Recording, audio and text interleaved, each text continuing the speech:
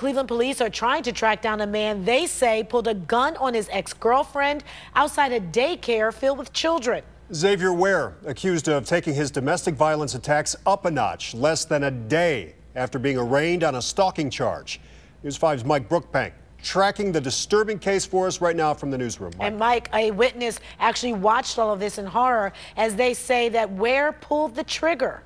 Yeah, Danita Robb, the victim's coworker, was trying to get her inside to safety when she says the gun pointing in their direction malfunctioned and never fired.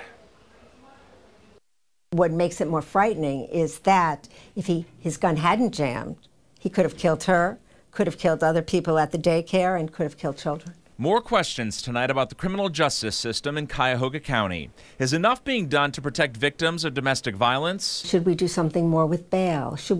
How do we assess for a violent offender? With a criminal case pending for stalking, along with a pair of recent police reports filed against him for menacing and assault, Xavier Ware was a free man. What that says, one more time, is that domestic violence must be taken seriously. Domestic violence advocate Alexandria Rudin tells me systems in place to better protect victims and fully prosecute offenders need to be audited. Where the gaps are in each system. Gaps, she says, might have prevented Xavier Ware from coming to the daycare where his former live-in girlfriend works. She obviously went to the police. Charges were filed. She was granted a temporary protection order, and the case was pending. The disturbing details of this latest incident come on the heels of a News 5 public forum on domestic violence at the First Unitarian Church of Cleveland in Shaker Heights.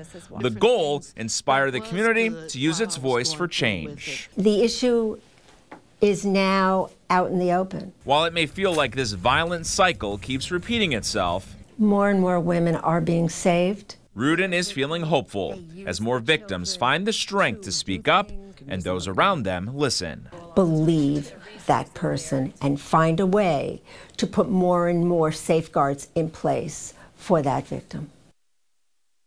Now, if you or someone you know is the victim of domestic violence, News 5 is committed to connecting the community to resources that can help.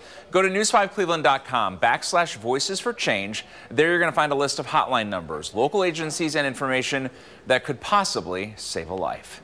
In the newsroom tonight, Mike Brookbank, News 5.